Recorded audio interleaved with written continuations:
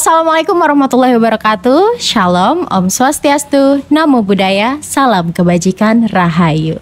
Halo sahabat bahasa, kembali lagi di sini Arsa Sambo, edisi Ayo KKLP. Bersama Lentera kita akan berbincang-bincang terkait KKLP yang sedang hangat-hangatnya nih di mana-mana, yaitu KKLP Literasi, Kelompok Kepakaran dan Layanan Profesional Literasi. Sudah bersama kita pada siang hari ini Bapak Nurholis Muslim selaku koordinator KKLP Literasi dan dua anggotanya, yaitu Ibu Desi Rahmawati SPD dan Ibu Nimade Yudiastini SPD. Selamat siang Bapak dan Ibu.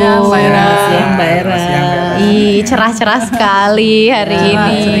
Literasi harus cerah. Ya, literasi harus cerah. Warna bajunya juga cerah loh. Bagaimana kabarnya Bapak dan Ibu? Alhamdulillah baik ya. Baik, iya. Sedang sibuk apa? Mungkin dari Bu Desi terlebih dahulu. Ya, kami sedang sibuk menyelesaikan tugas-tugas akhir tahun supaya nanti mungkin tidak ada PR di tahun 2024 mendatang. Oke, biar bebas gitu ya. Bu Yudi dan Pak Nurholis juga sama? Ya, sama Mbak. Sama kondisinya. Sama ya Pak Holis. Sama kita juga sibuk dalam membuat perencanaan juga ke depan. Perencanaan di tahun 2024. Oke, nanti kita bahas ya Bapak terkait itu. Oke, Pak Nurholis, mungkin ini saya ingin tanya selaku koordinator. Sebenarnya apa sih Pak perbedaan tugas literasi di Kantor Bahasa Provinsi Nusa Tenggara Barat dibandingkan dengan tugas literasi di instansi-instansi lain mungkin ya? Karena kan literasi ini saat ini sedang memang betul-betul hangat gitu, dibicarakan di mana-mana gitu. Nah, kemudian apa sih tugas KKLP Literasi sendiri di di Kantor Bahasa Provinsi Nusa Tenggara Barat ini, Pak? Ya. Terima kasih Mbak Era. Ini hal yang memang jadi pertanyaan beberapa orang.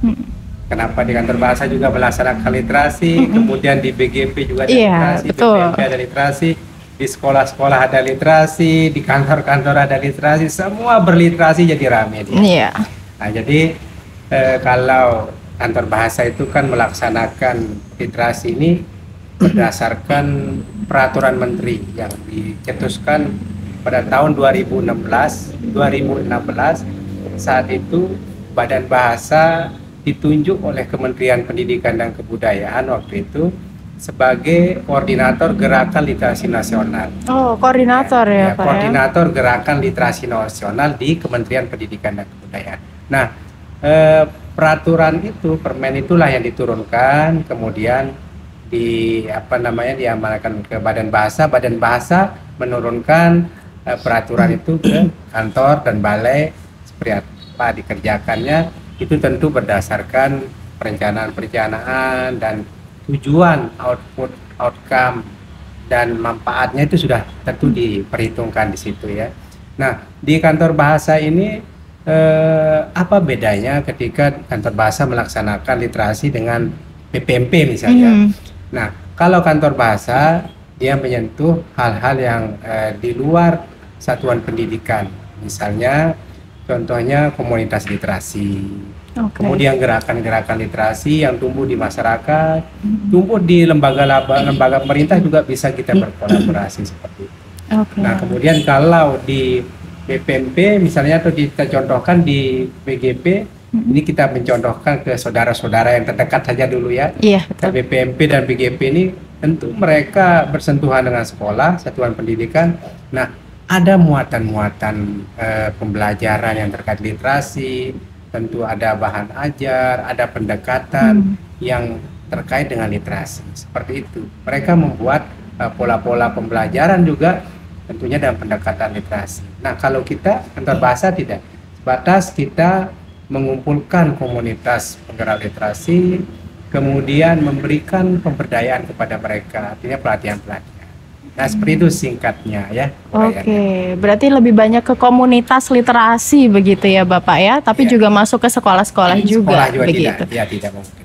Iya, oke, baik. Kalau di tahun 2023 ini apa saja yang sudah dilakukan? Mungkin Bu Yudi bisa menjelaskan. Oh iya. Baik Mbak Era, terima kasih untuk KKLP Literasi di Kantor Bahasa Provinsi NTB ada beberapa kegiatan sesuai dengan Juknis tahun 2023, yaitu pertama kita melakukan pemutakhiran profil komunitas penggerak literasi yang ada di Pulau Sumbawa, karena untuk profil komunitas literasi yang ada di Pulau Lombok sudah kita lakukan pada tahun 2022. Ini yang kegiatan tahun 2023 yaitu di Pulau Sumbawa. Kemudian yang kedua, kita juga melakukan kegiatan pemberdayaan komunitas penggerak literasi di Pulau Sumbawa. Kemudian yang ketiga itu melakukan kegiatan pemberdayaan komunitas penggerak literasi di Pulau Lombok. Jadi ada 3 kegiatan di tahun 2023. Ada satu lagi yaitu kita sudah melakukan evaluasi ya. Yang terakhir ada evaluasi baik itu kegiatan pemutakhiran dan pemberdayaan komunitas penggerak literasi baik yang ada di Pulau Sumbawa maupun di Pulau Lombok. Oke, wow, luar biasa Ibu. Berarti ada tahapannya ya, tadi pemutakhiran terlebih dahulu komunitas literasi, kemudian dilakukan pemberdayaan, kemudian dilakukan evaluasi, begitu ya. Apa saja sih hasilnya dari pemberdayaan itu, begitu ya Ibu? Seperti itu. Apa saja sih Ibu yang diajarkan begitu kepada komunitas literasi tersebut di pemberdayaan literasi itu sebenarnya? Ada beberapa yang kita ajarkan bagaimana komunitas literasi itu bisa menambah pengetahuannya dalam hal pertama yaitu bagaimana melakukan kerjasama dengan mitra. Dengan mitra, oke. Dengan mitra itu salah satu upaya pemberdayaan yang kita lakukan baik di Pulau Sumbawa dan di Pulau Lombok. Nah dari situ nanti semoga para komunitas ini bisa mengimbaskan kepada komunitas yang lain dari hasil yang mereka dapatkan pada saat pemberdayaan di Pulau Sumbawa dan Pulau Lombok.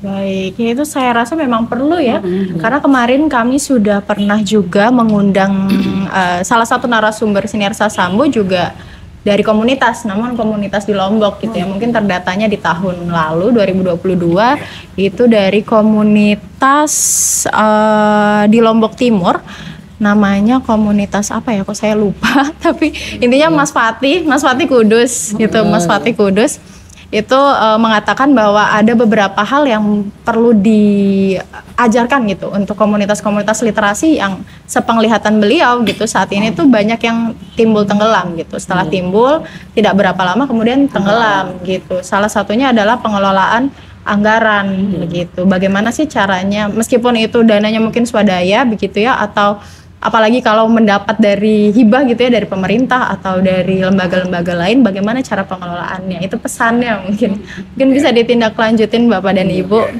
Iya, begitu. Iya, jadi tadi mitra, cara bermitra gitu ya, bermitra dengan lembaga-lembaga lain.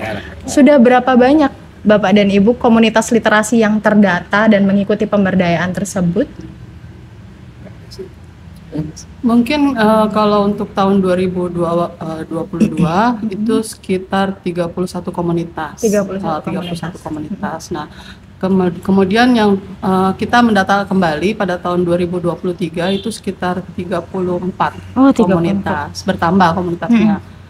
Begitu, Mbak. Berarti sudah 65 ya total. Ya, kurang lebih 65. 65. Wow. Kalau tahun depan bagaimana? Apakah targetnya bertambah? Kalau tahun depan mungkin fokusnya berbeda ya, Mbak. Oh, fokusnya berbeda. Karena lebih ke pemberdayaan komunitas yang sudah terdata, kita mencoba untuk memberdayakan mereka supaya mungkin lebih meningkat kembali kemampuan dari segi manajemen komunitasnya, supaya yang awalnya mungkin tadinya hanya swadaya bisa dengan kemampuan yang ada bisa mengembangkan diri lagi. Iya, luar biasa ya. Jadi tidak hit and run begitu ya Bapak dan Ibu. Kita tidak hanya mengumpulkan profil-profil lalu dijadikan apa. Iya, betul.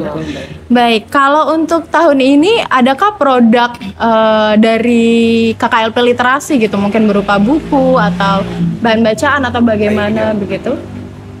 Untuk produk yang tahun 2023 ini kita kebetulan membuat buku profil komunitas penggerak literasi yang dari tahun 2022 sampai tahun 2023, baik itu komunitas yang ada di Pulau Lombok maupun yang ada di Pulau Sumbawa. Jadi itu nanti dijadikan satu kalau nggak salah ya Pak Iya, Salis iya. ya, itu buku profilnya ya, itu salah satu hasil dari produk yang kita buat di tahun 2023. Baik, jadi 65 komunitas literasi akan masuk ke dalamnya Iya, begitu ya. betul. Dan mungkin akan ada praktik baik yang akan bisa dicontoh pasti, begitu ya. betul. Nah, itu bisa diakses di mana nanti Bapak dan Ibu? Apakah dicetak dan disebarkan atau bagaimana? Rencananya mungkin ada pencetakan ya, Pak Olis ya? Pencetakan, Pencetakan. Pencetakan. Iya. Oke, Baru baik. disebarkan, bisa dicetak. Oke. Baik Bapak dan Ibu, berbicara proses begitu. Tentunya prosesnya mengalami banyak hal gitu ya. Ada serangkaian kegiatan. Tentunya di situ tidak hanya hal-hal baik yang ditemui, tapi juga ada kendala begitu. Adakah menemui kendala selama berproses di tahun 2023 ini Bapak dan Ibu? Kalau kendala sih udah pasti ya. Iya. Setiap kegiatan pasti ada, Mbak. Pasti ada Gitu. kendala ya. Kalau untuk di literasi sendiri sih mungkin kalau dari kegiatan pemutakhiran kendalanya mungkin karena letak komunitas itu yang mungkin ada yang Jauh sulit gitu dijangkau ya. gitu Betul, ya Pak Olis ya. Betul, betul. Seperti itu Mbak. Jadi tidak ada beberapa komunitas yang memang belum sempat kita kunjungi pada akhirnya seperti itu. Dan harus kita hubungi mereka lewat daring seperti itu. Mbak. Baik. Ada mungkin yang ingin ditambahkan tantangannya? Mungkin satu lagi Mbak Era ya, karena letaknya komunitas yang berjauhan juga, mungkin jumlah kita ke lapangan itu yang terlalu kurang ya. Hari. Terlalu sedikit. Harinya ya, Pak Olis ya. Harinya juga Jadi ya. harinya itu kurang, jadi kita tidak bisa menjangkau komunitas yang jauh-jauh ya. Karena apalagi di Pulau Sumbawa itu betul-betul terpencil sekali tempatnya itu. Sumber dayanya Ya, begitu sebenarnya ya. itu agak Iya. kesulitan kita. Apalagi dia tidak ada sinyal Mbak Era, dia tidak bisa kita menghubungi dia nggak tahu, tidak bisa begitu. Iya, iya, iya. Iya, oke. Kemudian bagaimana dengan hal menariknya? Tentu saja tidak hanya kendala yang ditemui begitu ya Bapak dan Ibu. Bagaimana dengan hal menarik yang ditemui? Tentunya tadi sudah melakukan evaluasi dari hasil pemberdayaan itu. Evaluasinya dilakukan dengan turun langsung ke lapangan? Tidak, Oh tidak, evaluasinya secara daring ya Pak Iya, Olis. dari. Ya, Oke, secara daring. jadi memberi laporan begitu ya, Ya, setiap iya, komunitas setiap literasi komunitas, gitu. Betul. Adakah satu komunitas literasi begitu yang mungkin punya giat yang begitu baik gitu yang bisa disebarkan kepada sahabat bahasa mungkin agar terinspirasi gitu Bapak dan Ibu? Mungkin Pak Nurholis. Iya, iya.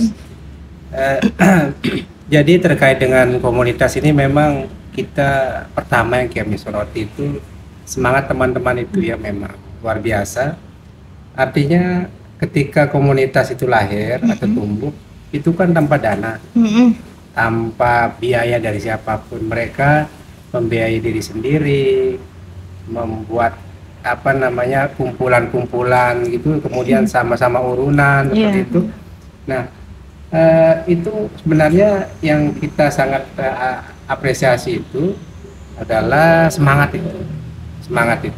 Ketika mereka misalnya di Dompu di sana, salah satu komunitas Romantika misalnya, itu kan sangat terpencil, bahkan sangat susah dijangkau. Gitu.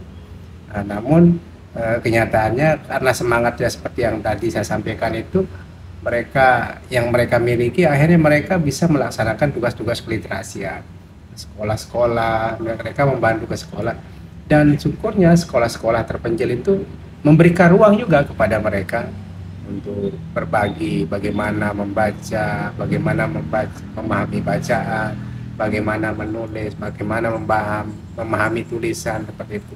Nah, mereka melakukan hal-hal tersebut tentu dengan rasa keprihatinan, empati kepada situasi bangsa, masyarakat, dan tetangga yang ada. Nah, itu yang kami temukan di lapangan itu. Ya. Sehingga kita melihat teman-teman komunitas ini tentu sangat perlu kita apresiasi, termasuk kantor bahasa sudah memberikan apresiasi yang sangat luar biasa. Setelah kita kumpulkan mereka kita berikan bekal itu dengan pemberdayaan saat itu. Seperti itu modelnya, Pak. Luar biasa. Kalau pemberdayaannya di tahun ini juga dilakukan di Sumbawa? Sumbawa dengan Lombok. Sumbawa dan Lombok Lombok. gitu. Dan mengundang 65 komunitas tersebut. Iya. Ya. Betul. Wah, keren sekali. Semoga berlanjut terus ya sampai tahun 2024. Baik, untuk evaluasinya gitu mungkin Bapak dan Ibu dari kendala-kendala yang sudah ditemui gitu, apa sih yang akan dilakukan selanjutnya, solusi apa yang ditawarkan? Jadi terkait evaluasi ini kan kita sudah melaksanakan. Kita sudah evaluasi dari perencanaan kegiatan kita sudah evaluasi, kemudian bagaimana kita turun ke lapangan pengambilan data itu sudah tadi disebutkan beberapa hal terkait itu. Kemudian di pelaporan juga sudah kita evaluasi dan kemudian di hasil itu sudah kita evaluasi semua. Artinya ada serangkaian evaluasi yang memang secara struktur kita sudah laksanakan dan itu perlu disampaikan dalam forum di kantor kita yang memang harus kita tuntaskan di mana PR-PR yang belum kita selesaikan, kekurangan-kekurangan apa yang belum kita laksanakan, yang tentu itu menjadi catatan di mereka juga, karena yang memberikan evaluasi itu kan di samping di pihak kita, secara eksternal juga mereka. Itu malah yang paling penting ya Pak, sebenarnya masyarakat gitu. Mereka yang mengevaluasi kita. Jadi kegiatan-kegiatan kita itu mereka yang memberikan penilaian. Dan pada dasarnya sebenarnya apa yang kita laksanakan, apa kantor bahasa yang sudah rencanakan itu sudah bagus. Nah, cuma seperti yang saya sampaikan tadi, tentu rumpang-rumpang kecil itu ada, kekurangan-kekurangan itu ada. Nah, itu yang menjadi nanti evaluasi kita. Misalnya termasuk dalam pemberian materi pemberdayaan. Kita memanggil beberapa komunitas, misalnya seperti tadi ada 80 komunitas kita panggil, sampai 60 ya waktu itu di Subang, 60. Ada satu komunitas yang memang dia konsentrasi di bidang literasi digital.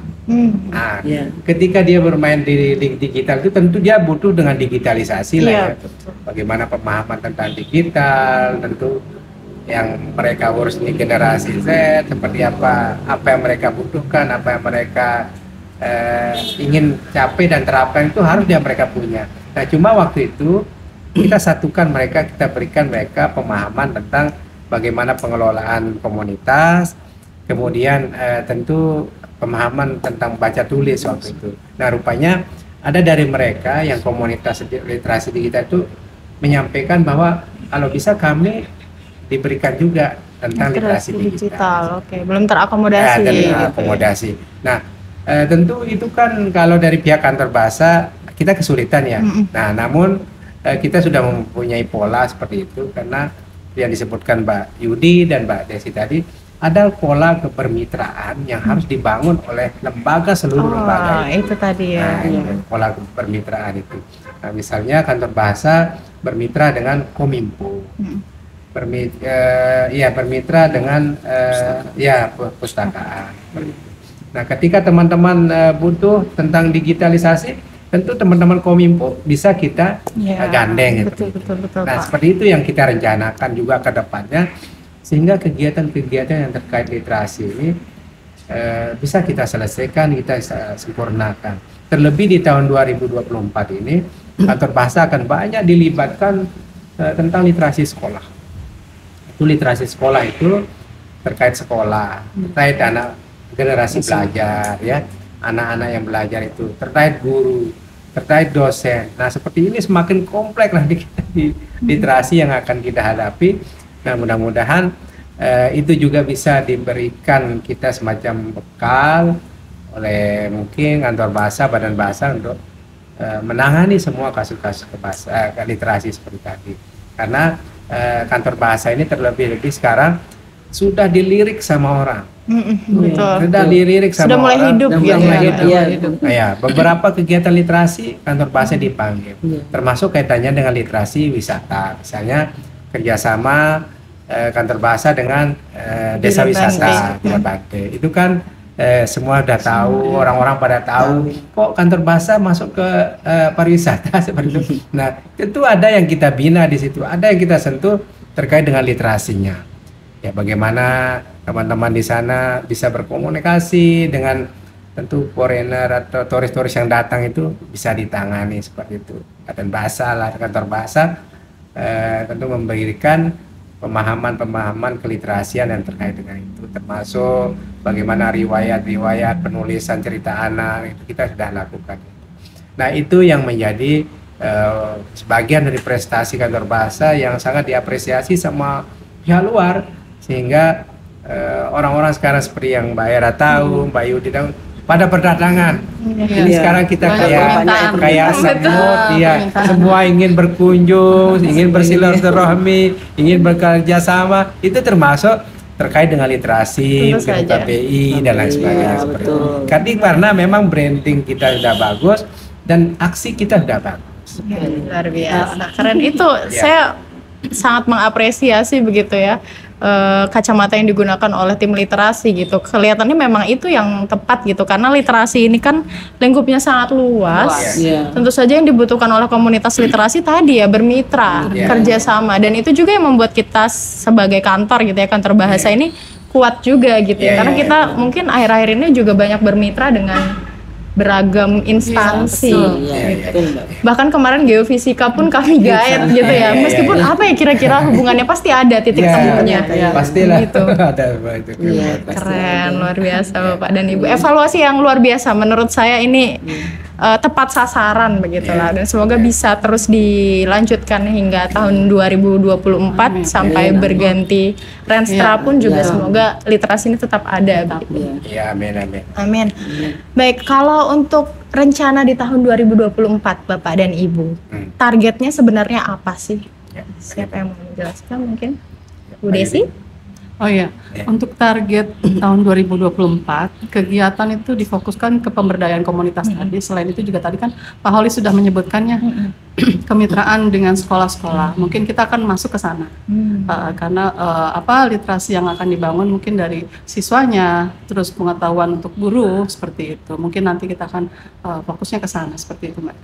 Oke, keren. Apa sih langkah yang sudah dilakukan sejauh ini untuk persiapan di tahun 2024 nanti? Sudahkah mencicil? Sudah persiapan tadi ya.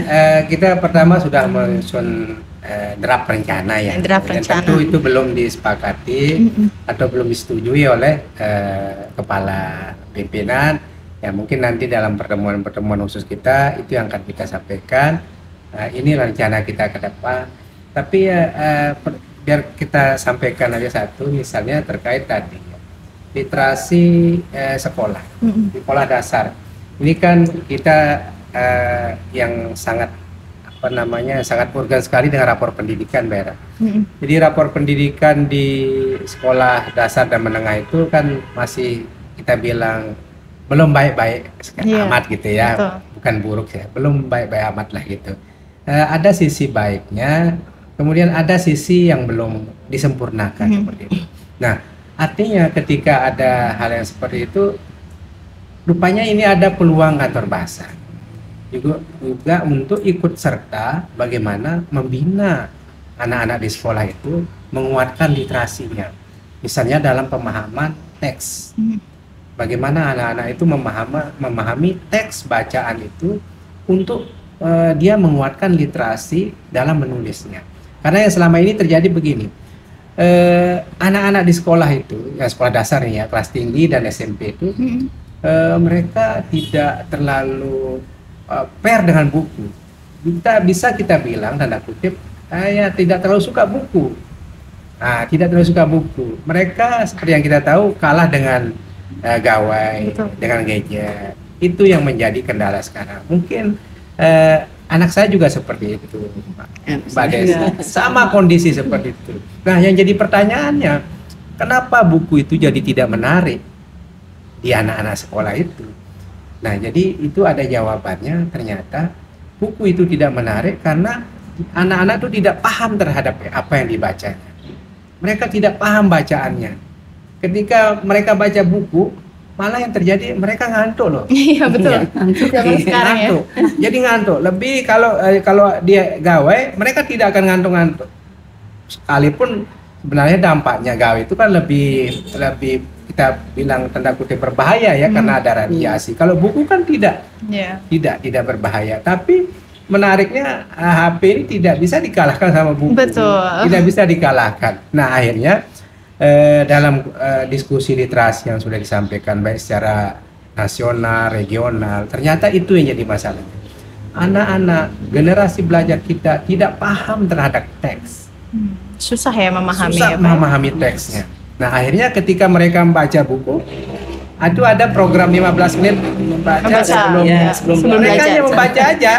Membaca sudah selesai. Tidak tahu mereka dapat apa. Dan mereka kita tidak menekankan kalian harus dapat apa.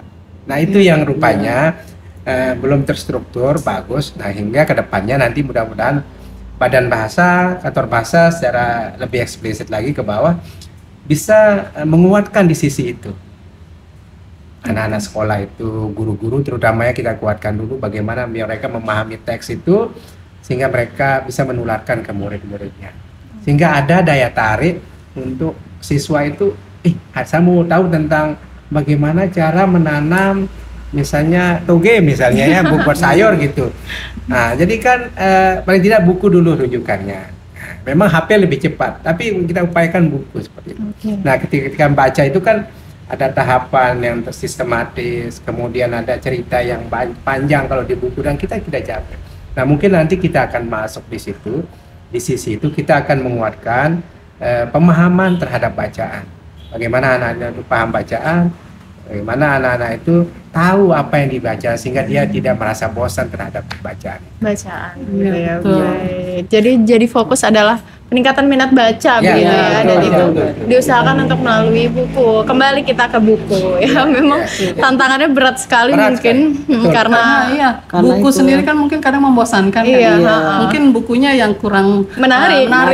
Mungkin nanti kalau misalkan ini penyediaan buku itu harus ada yang gambar-gambar menarik, warna-warna menarik sehingga mereka terangsang untuk melihat dulu paling tidak. Nah, sehingga terjadi pembiasaan seperti itu.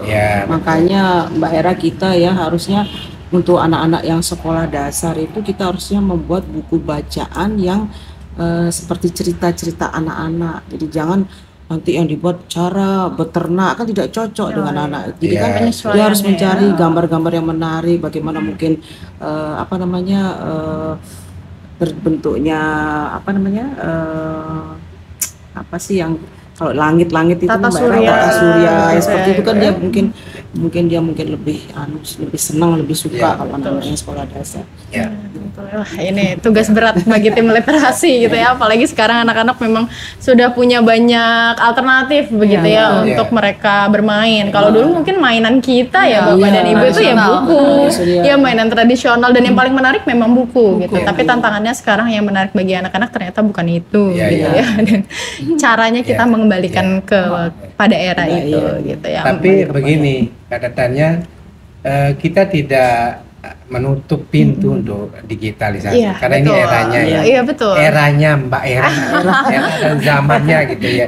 Jadi memang di situ fungsinya literasi digital itu. Itu tadi digital itu. Jadi bagaimana bijak berdigital itulah yang perlu kita sampaikan nanti. Ya, Pak ya. Bijak berdigital tentunya pengawasan orang tua, bagaimana mereka berkomunikasi, bagaimana mereka mencari bahan-bahan pembelajaran melalui digital. Jadi dua mata sisi yang berbeda, kalau digunakan secara tidak baik ya tidak baiklah dia. Kalau digunakan secara baik aja gitu ya. Betul sih, benar. Nah, itu mudah-mudahan kedepannya kita akan kuatkan di situ Kantor Bahasa. Kalau dari segi buku kan kita sudah terbitkan buku. Nah, udah kita buat buku cerita, malahan menggunakan 3 bahasa yang lumayan banyak, yang itu kalau diterbitkan banyak bisa didistribusikan ke sekolah-sekolah. Dan akhir-akhir ini memang peminat buku terbitan Kantor Bahasa itu luar biasa. Dari sekolah-sekolah makanya minta mereka luar biasa sampai kehabisan terus ya, cetak-cetak ya. Dan modal. Betul, dan Kantor Bahasa pun sudah beradaptasi dengan ini sebetulnya ya, karena kita punya Ceria Sasambo, Ceria Bindo yang didigitalisasi begitu untuk anak-anak juga baca. Termasuk ada Spotify. Itu yang sebagai faktor pendukung kita berliterasi nanti di dunia pendidikan itu. Karena nyatanya memang anak-anak lebih tertarik dengan itu. Mungkin kita yang harus pindah begitu ya, bukan memaksa anak-anak kembali ke masa kita gitu ya. Ada cerdik, ada cerdik, cerita digital. Nah, itu yang bisa kita gunakan sebagai pendamping dalam penguatan literasi nanti. Iya, Dan kita ini sudah punya infrastrukturnya, tinggal kita jalan sebenarnya. betul. Jadi semua teman-teman kantor bahasa itu bisa memanfaatkan semua yang ada di kantor ini dan bisa mengajarkan literasi itu. Literasi itu kan semesta, modelnya siapapun Bisa. ya. Keren. Yang Seru penting sekali. kolaborasi. Kolaborasi ya. Kolaborasi. Yang penting kolaborasi. Betul. Ini seru sekali sih sebenarnya di literasi ini ya, dan banyak tantangannya karena benar-benar hal yang mutakhir gitu, hal yang sangat baru dan penting bagi anak-anak begitu. Baik Bapak dan Ibu, mungkin sebelum kita menutup perbincangan kita pada hari ini bisa disampaikan harapannya satu-satu, mulai dari Bu Desi, mungkin harapan untuk KKLP literasi dan literasi mungkin di Indonesia. Harapannya untuk KKLP literasi tentunya dengan tugas-tugas yang menanti di depan, kami bisa selalu kuat untuk melaluinya gitu kan Mbak. Dan kami bisa dengan sempurna melakukan tugas-tugas tersebut. Amin. Seperti itu. Bu Yudi? Baik, Mbak Era, semoga kami bisa terus mendampingi KKLP literasi, Amin. sehingga terus kita bisa bekerja terus untuk kemajuan kantor bahasa Provinsi NTB. Kemudian satu harapan saya buat kantor bahasa Provinsi NTB bahwa apa yang sudah kita lakukan, misalnya pada saat kegiatan pemutahiran, kemudian pemberdayaan komunitas penggerak literasi, jangan sampai komunitas-komunitas yang sudah kita kumpulkan, yang sudah kita dapat itu kita biarkan, tidak kita bina. Jadi harapan kami supaya kantor bahasa Provinsi NTB tetap dan terus membina komunitas yang sudah kita dapatkan di tahun 2022 dan tahun 2023 ini. Itu saja Mbak. Amin. Tentunya berkelanjutan Ya, berkesinambungan gitu ya. Iya. Baik, Kalau Pak Alis. saya ya, kalau saya inginnya nanti KKLP literasi dan program literasi kantor bahasa ingin seperti slogan kantor bahasa cantik itu, cepat tapi dan inovatifnya. Cepat dan inovatifnya. Jadi kita selalu sigap dan siaga ketika ada permintaan-permintaan tentang literasi di luar. Kemudian tentu ada pola-pola yang harus kita kembangkan seperti yang Mbak Era tadi, disesuaikan dengan audiens kita, dengan teman kita berkolaborasi dan lain sebagainya. Artinya inovasi tentang literasi ini harus kita giatkan terus seperti itu Mbak. Luar biasa.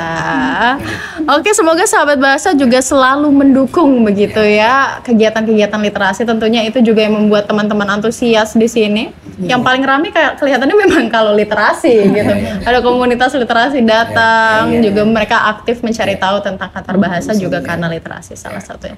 Baik, terima kasih Bapak dan Ibu. Semoga lancar seluruh kegiatannya di tahun 2024 nanti. Amin. Semoga sehat terus sehingga bisa mengawal literasi di Nusa Tenggara Barat.